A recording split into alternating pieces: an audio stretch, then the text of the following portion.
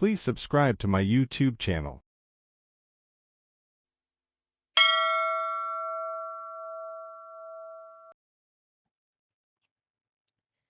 இந்த TiEcon channel உறவுகளுக்கு அன்பு வணக்கம். நான் உங்கள் ஜோதிடர் சத்யதாஸ் கபிலன். நம்ம சென்ற பதிவில் நம்ம வாஸ்து மனையடி சாஸ்திரம் உள்ள வித்தியாசம், இதுக்கு அதுக்கு என்ன நம்ம தெரிஞ்சிக்க வேண்டியது என்ன அப்படின்றத பற்றி நம்ம பார்த்தோம். அதனுடைய தொடர்ச்சியாக இப்போ நம்ம அதுக்கு அடுத்த பதிவில் நம்ம இப்போ சந்திக்கிறோம். மனையடி சாஸ்திரம் நம்ம மண் சார்ந்த தோஷங்கள் எப்படி, அந்த தோஷத்துலேருந்து நம்மளுக்கு எப்படி விடுதலை, அதை பற்றியே நம்ம இப்போ பார்க்க போகிறோம். 12 ராசிகளுக்கும் 12 விதமான தன்மைகள் இருக்குது. இங்கே நம்ம ராசின்னு குறிப்பிடுறது நம்மளுடைய பிறந்த நட்சத்திரத்துக்கான ராசி இல்லை. வீடு கட்டுறது மனையடி சாஸ்திரம்னு நம்ம பார்க்கும்போது நம்மளுடைய லக்னம் லான்னு போட்டிருப்பாங்க அந்த கட்டத்தில், அதுதான் நம்முடைய முதல் வீடு. அதை பேஸ் பண்ணி அதனுடைய தன்மை தான் நம்மளுடைய வாழ்விடமாக இருக்கும் அப்படின்றத நீங்கள் தெரிஞ்சுக்கணும். முதல்ல அந்த வகையில் நமக்கான வாழ்விடம் எது, நம்முடைய லக்னத்துக்கான வாழ்விடம் எது, நம்ம எங்கே இருந்தால் நம்மளுடைய சிறப்பாக இருக்கும் அப்படின்றதுல தான் நம்முடைய இல்லறம் தொடங்குது. இப்போ அந்த 12 ராசிகளுக்குமான வாழ்விடத்தை பற்றி நம்ம தெரிஞ்சுக்கணும். அந்த 12 ராசிகளுக்கும், நான் ராசின்னு சொல்கிறது இங்கே எல்லாமே லக்னம். ஒவ்வொரு ராசிக்கும் ஒவ்வொரு தன்மை உண்டு. இந்த நெருப்பு, நிலம், காற்று, நீர், ஆகாயம்ன்றது நம்ம எல்லாத்துக்கும் பொதுவானது, எல்லாருக்கும் தெரியும். இந்த பஞ்சபூதங்கள், இந்த பஞ்சபூதங்களில் இந்த ஆகாயத்தை தவிர மீதி 4மே இந்த 12 ராசிகளுக்குள்ள அடக்கும். அது பிரகாரம் நம்ம பார்க்கும்போது மேஷம், சிம்மம், தனுசு, இது 3ம் நெருப்பு ராசிகள்னு சொல்லுவாங்க. மேஷம், சிம்மம், தனுசு, இது 3 நெருப்பு ராசிகள். ரிஷபம், கன்னி, மகரம், இது 3 நிலம் சார்ந்த ராசிகள். மிதுனம், துலாம், கும்பம், இது 3 காற்று சார்ந்த லக்னம் அல்லது ராசிகள். அடுத்து கடகம், விருச்சகம், மீனம், இது 3 நீர் சார்ந்த அமைப்புள்ள ராசிகள். ஸோ இந்த 12 ராசிகள், அதாவது 12 லக்னங்கள், இதை பேஸ் பண்ணி தான் நம்முடைய வாழ்விடம் பொதுவாக அமையும். நெருப்பு சார்ந்த லக்னமாக கொண்டவர்களுக்கு வெப்பம் அதிகமாக இருக்கக்கூடிய பகுதிகள், நகர பகுதிகள், காற்றோட்டம் இல்லாத வெப்ப சூடு அதிகமாகக்கூடிய தன்மை உள்ள நிலப்பகுதியில் தான் வீடு அமையும். இது பொதுவான இயற்கையான நேரி. அதுக்கு மாற்றாக நம்ம வேற ஏதாவது இடத்துல இருந்தோம்னாக்கா அது நம்மளுக்கு ஒரு சில தோஷங்களை நிச்சயமாக ஏற்படுத்தும் அப்படின்றது நம்முடைய ஜோதிட சாஸ்திரக்கூடிய கூற்று. அது மாதிரி நிலம் வயல்வெளி சார்ந்த நிலம் ராசிகள் நம்ம சொன்னது ரிஷபம், கன்னி, மகரம், இது 3 வயல்வெளிகள், வயக்காடு, பசுமையான வனச்சோளங்கள், அந்த மாதிரியான இடங்களில் நமக்கு வீடு அமையும். இதுவும் பொதுவான விதி. அதுக்கு அடுத்தது காற்று ராசிகளான மிதுனம், துலாம், இது 3 அதிக காற்றோட்டம் உள்ள, கடல்லேருந்து ஒரு 50 கிலோமீட்டருக்குள்ள நல்ல காற்று வீசக்கூடிய, எப்பொழுதும் காற்று இருக்கும்.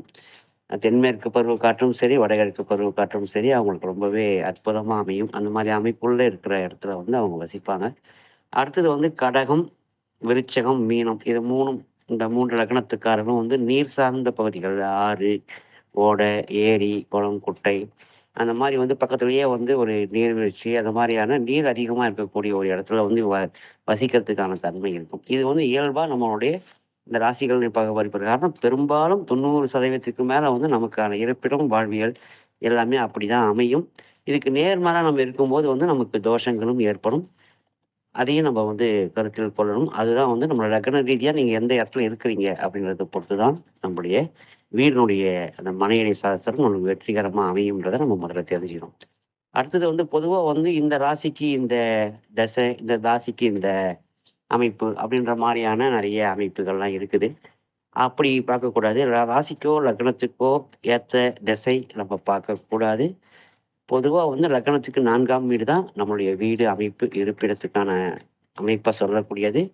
சதுர்கேந்திரம் என்று சொல்லக்கூடிய 4ஆம் இடம் தான் நமக்கு இருப்பிடத்தை குறிக்கக்கூடிய இடம்.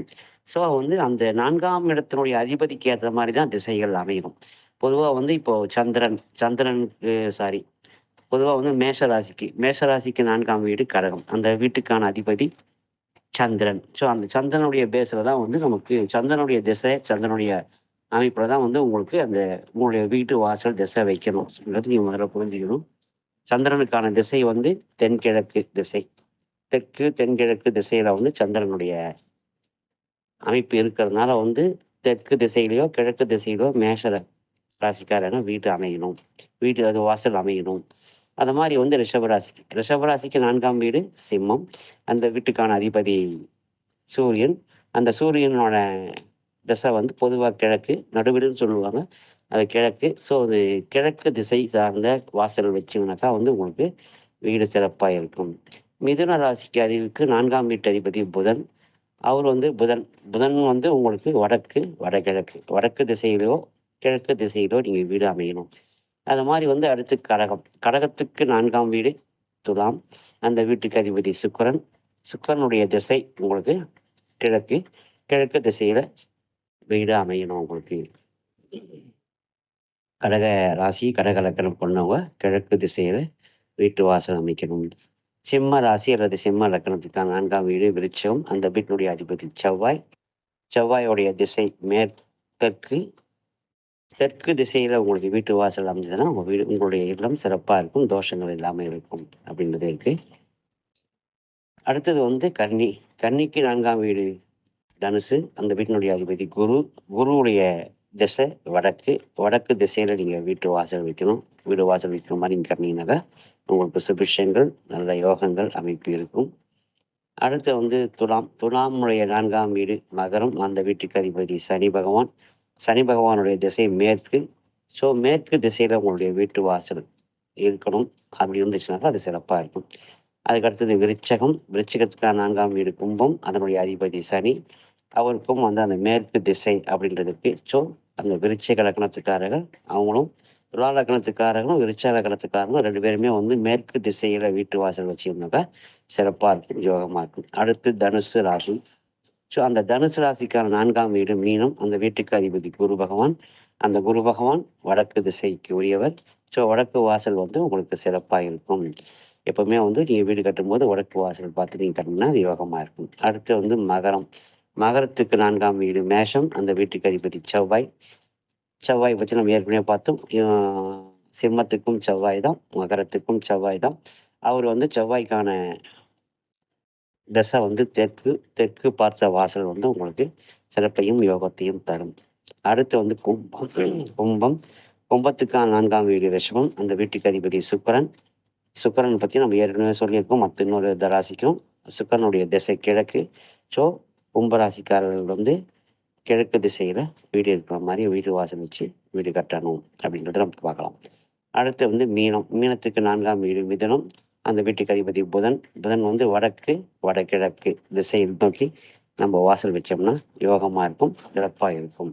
இதுதான் வந்து நம்மளுடைய 12 லக்கணம் அப்படின்ற சார்ந்து அதனுடைய 4ஆம் வீட்டு அந்த 4ஆம் வீட்டினுடைய அதிபதியுடைய திசையை வச்சு தான் நம்ம வந்து வீடு கட்டணும், வீட்டு வாசல் வைக்கணும் அப்படின்றத நம்ம புரிஞ்சுக்கணும், தெரிஞ்சுக்கணும். அதை பார்த்து உங்களுடைய ஜாதக கட்டத்தில் லா எங்கே வருதுன்னு பாருங்கள். அதுதான் லக்னம், உங்களுடைய முதல் வீடு. அதில் வந்து ஒன்று அந்த அதோடு சேர்த்து 1, 2, 3, 4 அந்த 4ஆம் வீடு எந்த ராசி வருதுன்னு பாருங்கள். அதுக்கேற்ற திசை அந்த அதிபதியை பாருங்கள், அந்த அதிபதியுடைய திசையை பாருங்கள். அவர் தான் அந்த வாசல் தான் நீங்கள் வைக்கணும் அப்படின்றத நீங்கள் புரிஞ்சுக்கணும். வந்து மீண்டும் மற்றபடி இன்னும் வாஸ்து பற்றியும் மனையடி சாஸ்திரம் பற்றியும் நிறைய இருக்குது. நம்ம அடுத்த பதிவில் அதெல்லாம் பார்க்கலாம். நன்றி, வணக்கம், வாழ்க வளமுடன்.